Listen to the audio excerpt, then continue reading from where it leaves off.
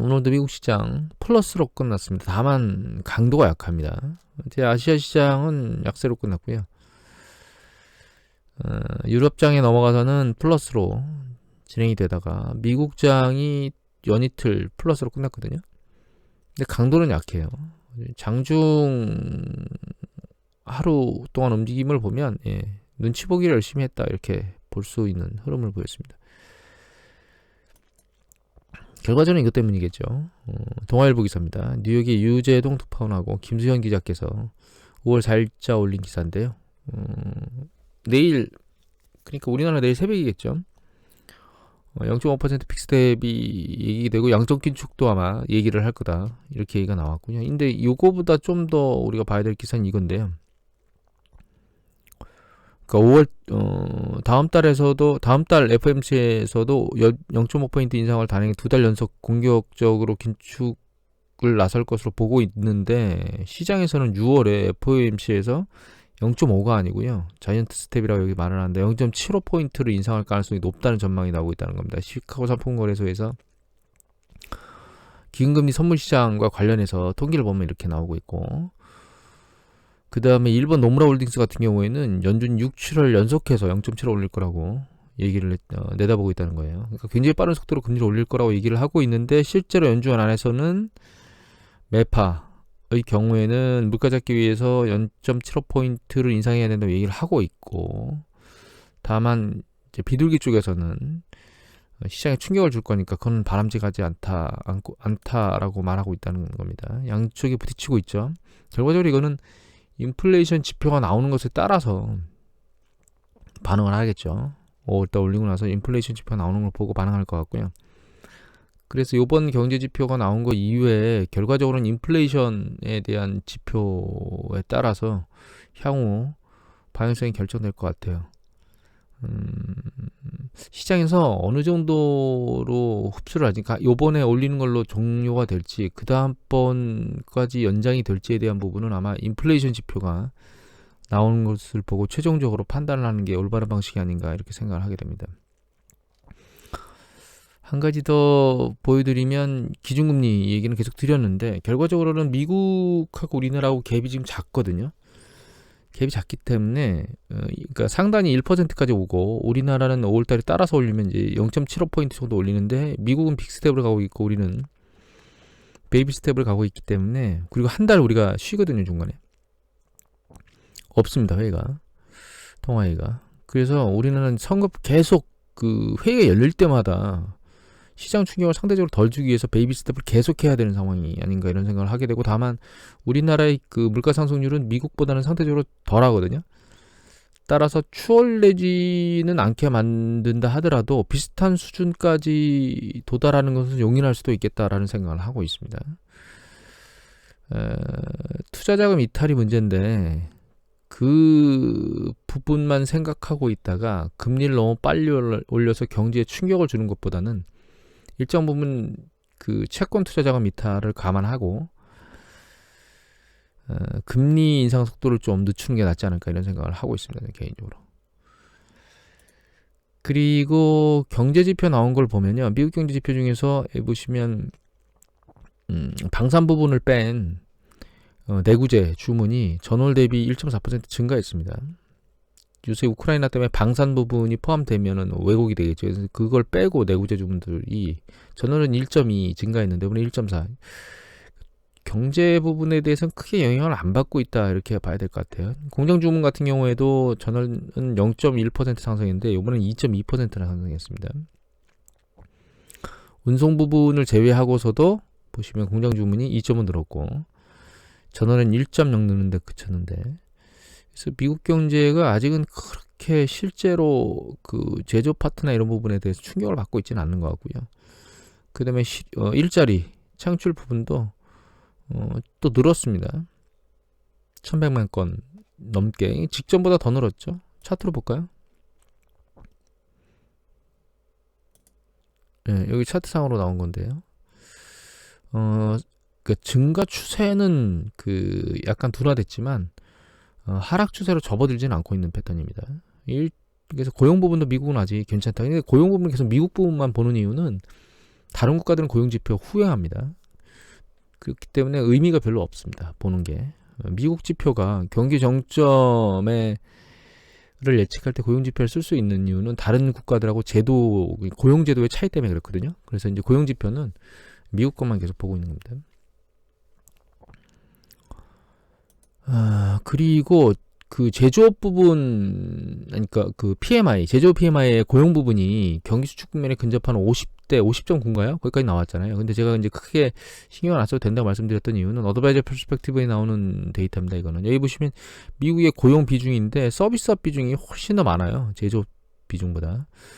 그래서 PMI 제조업 지수의 고용 지수가 그 50에 근접한 건 맞는데 고용 전체로 놓고 보면 미국은 서비스업 고용이 훨씬 크기 때문에 그 영향을 크게 생각을 하지 않아도 된다라고 말씀을 드렸던 겁니다. 이건 어제 제가 보여드리지 않아서 잠깐 보여드렸고, 그 다음에 EU가 유럽연합이 대러 제재를 준비하고 있는데 러산가스 사용량을 계속 줄이려고 하고 있고요. 러시아산 천연가스 사용을. 그 다음에 러시아 원유 자체도 수입금지 쪽으로 자꾸 가려고 하고 있습니다. 지금 계속. 그럼에도 불구하고 유가는 내려왔습니다. 지금 유가 내려왔거든요.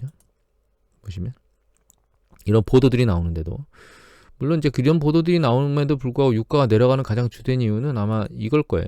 베이징이 난리를 쳐서 중국하고 지금 상하이만 봉쇄하고 있는데 베이징도 봉쇄하는 거 아니냐, 뭐 이런 얘기들을 계속 하고 있거든요.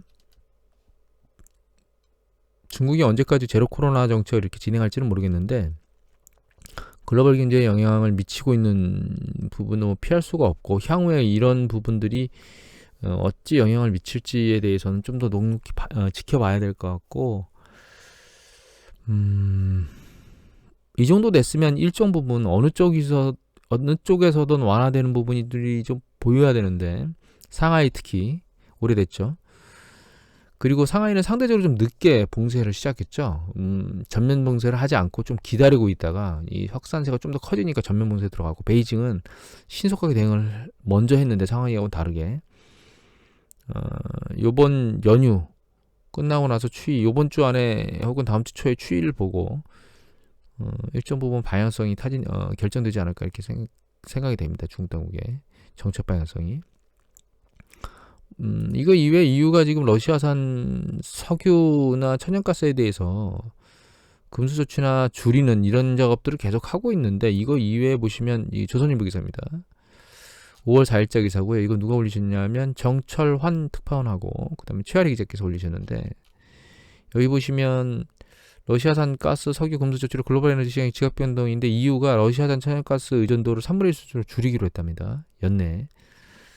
나이지리아, 앙골라, 그러니까 지금 아프리카 쪽으로 가고 있습니다. 그리고 독일은 세계 2위 LNG 공급국인 카타르와 에너지 협상을 체결했고, 그래서 지금 중동 지역하고 아프리카 지역 쪽에 있는 국가들 쪽에서 석유하고 천연가스를 수입하려고 이제 러시아 쪽에서 돌리는 거죠. 수입처를 그렇게 계속 작업을 하고 있기 때문에 그 러시아 쪽에 대한 부분들의 문제가 해결이 될 것 같은 상황이, 연내에는 해결이 안 될 거라고 본 쪽이 많았는데 해결되는 쪽으로 가는 거 아닌가 이렇게 생각이 들고 있고요. 여기 밑에 보시면 이런 얘기가 나옵니다.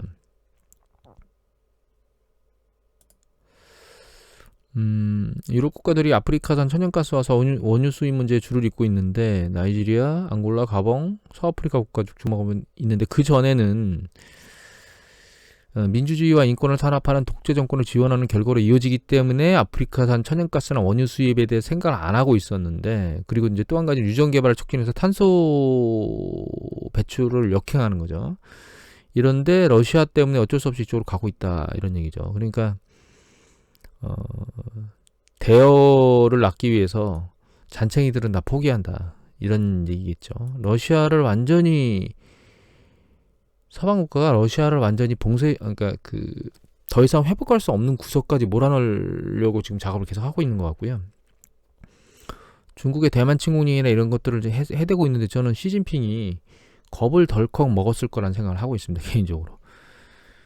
서로 그 오합지졸처럼 흩어져 있었던 것 같은 나토하고, 그 다음에 트럼프가 와서 그걸 다 들쑤셔 놨었죠. 그래서 완전히 서방부가 사방으로 흩어져 있는 줄 알았는데 이번에 우크라이나 침공 사태로 완전히 똘똘 뭉치는 걸 보면서 중국이 잘못해서 대만을 침공했다가는 동일한 상황에 몰릴 수 있다라고 하는 것들을 아마 인지하지 않았을까 이런 생각을 하고 있습니다.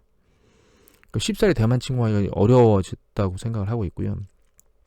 과거에는 그 러시아가 힘이 있을 때는 양쪽에서 러시아하고 중국을 동시에 견제를 했어야 되는데 지금 러시아 힘이 많이 빠져 있는 상태고 이미 말씀드렸지만 항공기 부분은 뭐 1년, 그 다음에 뭐 전차는 2년치 생산량이 빠져 있는 데다가 거기다가 외국에서 주요 부품이나 이런 것들을 수출도 안 하고 있기 때문에 이런 상황에서 중국이 뭔가 전쟁을 일으켰다가는 혼자 모든 거를 그 감당해야 될 수준이거든요. 서방과 그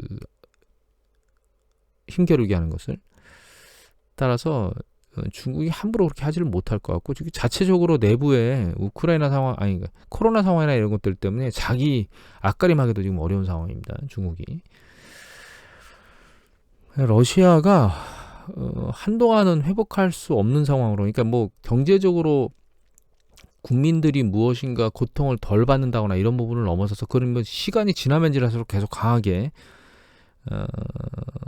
국민들이 피부로 느끼게 될 겁니다. 지금 초반이기 때문에 제대로 못 느끼고 있는 거고 시간이 가면 갈수록 러시아 국민들은 고통스러워하게 될 수밖에 없고요. 그거 이외에 군사적인 문제에서 놓고 보면 한동안 러시아는 회복하기가 어려운 상황으로 갈 것 같습니다. 다만 안타까운 건 우크라이나의 그 국민들의 피가 다 쓸려 들어가고 있는 거죠. 그래서 서방에서는 인플레이션 압력이나 이런 고통을 받는 부분이 있긴 하지만 전쟁을 직접 수행하고 있지는 않잖아요.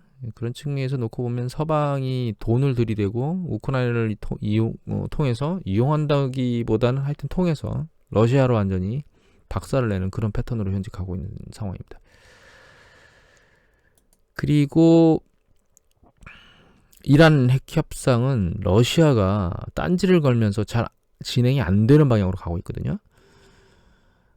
그런데 그것 때문에 그런지 미 CIA 수장이 사우디를 지난달에 극비 방문했답니다. 그러니까 여기를 관계보고는 시도하고 있는 것 같아요.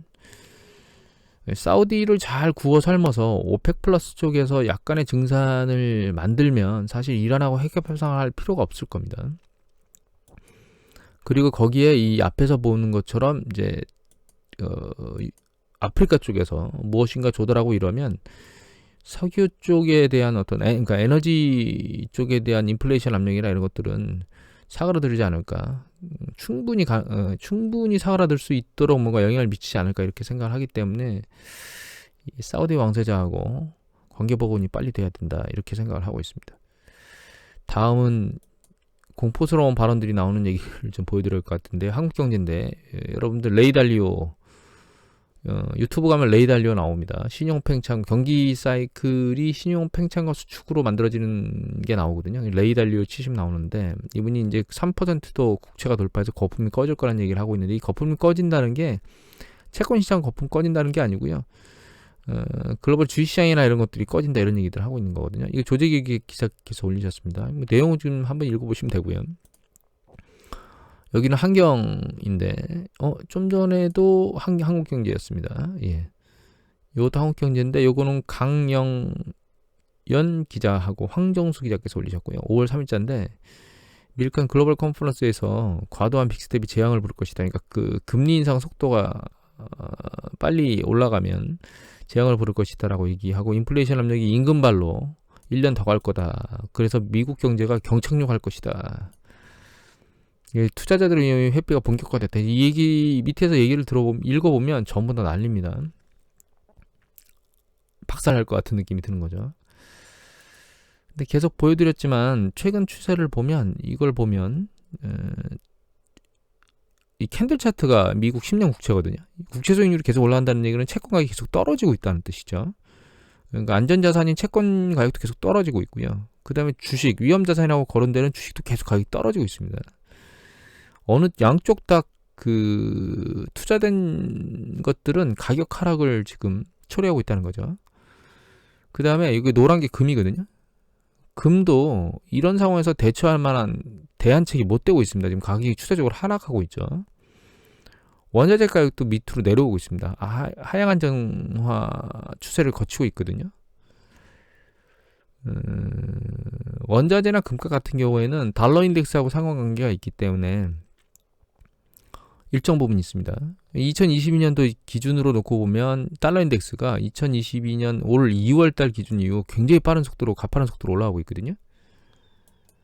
그래서 2월 기준으로 놓고 보면 요 정도 되겠죠. 여기가 2월이거든요. 2월 기준으로 놓고 보면 그 뒤에 달러 인덱스는 올라감에도 불구하고 그걸 이기고 유가하고 금값이 올라갔었는데 그 이후에 추세가 유가는 아직 변동성을 계속 보일 가능성이 높죠. 상황에 따라서. 뭐 이후에 금수 조치가 나온 다음에도 유가가 급등하는 패턴을 못 보이면 더 이상 유가 윗방향으로 올라가기가 쉽지는 않을 겁니다. 물론 그 중국의 오미크론 상황이나 이런 것들이 해소되면 또 거기서 상방으로 올라갈 수 있는 가능성을 타진하겠지만 추세적으로 계속 밀고 올라갈지는 그렇게까지 가기는 어려울 거라고 저는 개인적으로는 보고 있습니다. 러시아 상황이나 이런 것들이 다 그러니까 공급 문제가 전반적으로 좀 해소가 되는 과정이 끝나고 난 뒤에 중국 시장의 수요 측면이 올라간다 하더라도 유가가 최근에 우리가 러시아가 침공하면서 우크라이나 침공해서 급등했던 이런 패턴을 다시 보이지는 않을 거라고 보고 있습니다. 개인적으로는. 그래서 지금은 잘 보면 도망갈 자산이 없습니다. 주식에서 빼가지고 딴 데 도망갈 수가 없어요. 그래서 실제로 붕괴를 예측하긴 하는데 이게 당장 일어날 일이냐라고 하는 생각을 해보면 그렇진 않을 거다라는 생각을 하고 있는 겁니다. 제가 좀 빠르면 내년도 봄께 주식이 정점에 있을 거다라는 얘기를 드렸잖아요. 그러니까 이렇게 경기 경착륙이나 이런 것들의 얘기들이 요번에 실제로 연준에서 금리를 0.5 올리고 빅스텝으로 다음번에 나왔던 자이언트 스텝으로 올리는 행위나 혹은 빅스텝으로 유지하는 행위를 계속 하다가 보면 실제로 경기에 충격을 줄 수가 있겠죠. 경제 활동에 그런 부분들이 나타나고 실제로 지표상으로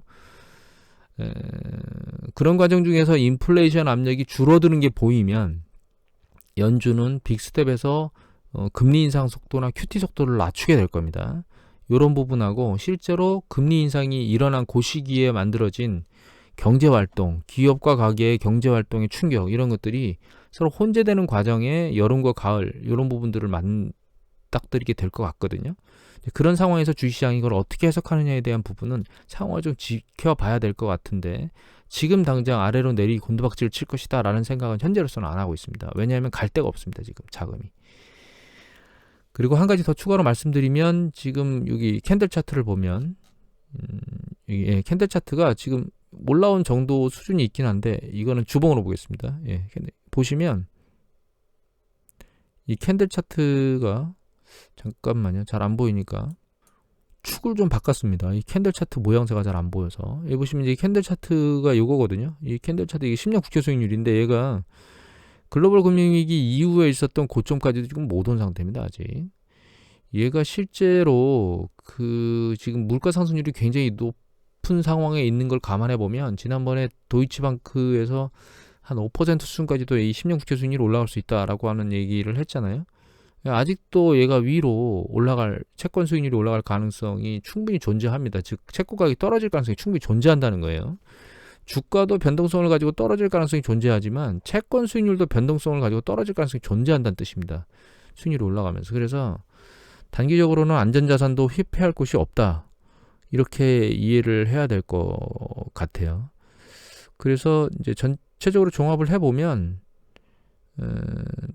문제가 발생할 수 있긴 있다. 다만 당장 아래로 곤두박질 칠 상황은 아니고 일정 부분 시간이 지나면 지날수록 나타나는 인플레이션 압력과 경제 지표에 따라서 여기서 말하는 재앙이라고 하는 게 실제로 현실화되고 그것이 이제 자산 시장을 뒤흔드는 이런 현상으로 발생할 수 있는 가능성은 존재한다. 하지만 당장은 아니다. 이렇게 정리하면 될 것 같습니다. 추가적인 얘기가 더 있는데 간단히만 볼까요? 우크라이나 전쟁에 이 그러니까 무기 지원이 상당히 많아가지고 러시아는 무기 지원이 무기가 다 말라가고 있거든요. 우크라이나는 반대로 늘어나고 있어서 5월 9일날 전승기념일날 푸틴이 전면전을 선언하면서 사람을 군인을 더 뽑아서 전쟁을 더 확전시키거나 이렇게 할지 종전할지가 상당히 지금 궁금한 요인으로 작동하고 있습니다. 5월 9일날 상황을 보게 되면 우크라이나 상황이 어떻게 진전될지를 좀 봐야 될 것 같고요. 다만 여기서 종전을 하려고 푸틴이 얘기를 할 때 우크라이나가 종전을 하려고 하는 협상을 받아들일까라는 궁금증을 지금 갖게 만들고 있습니다. 사실. 왜냐하면 이런 상황이라면 결과적으로 더 밀고 들어가서 돈바스 영역이나 혹은 크림반도까지 점령하는 그런, 영국에서 그런 얘기들도 했었죠. 그런 것까지 진행이 될 수 있는 거 아니야? 라는 생각을 하기 때문에 이게 어떻게 될지, 이것도 그렇지만 우크라이나 반응도 궁금한 상황입니다. 마지막으로 머스크 얘기를 좀 더 드리고 끝내겠는데요. 뉴시스 기사고 강영진 기자께서 5월 2일날 올렸는데, 이게 트위터 인수하는 게 이게 제정신인가라는 생각을 하게 됩니다. 이 기사를 읽어보면 여기 보시면 머스크가 440억 달러를 들여서 이 트위터를 인수하려고 하고 있는데, 과거 2007년도에 사모펀드가 텍사스주 에너지 기업을 인수했던 금액이 450억 달러 이후로 역사상 두 번째로 많답니다. 이게 이렇게 큰 기업인데, 중요한 건 밑에 보시면 잽 베이조스가 아마존 회장이 2014년도에 워싱턴 포스트 인수하는데 2억 달러.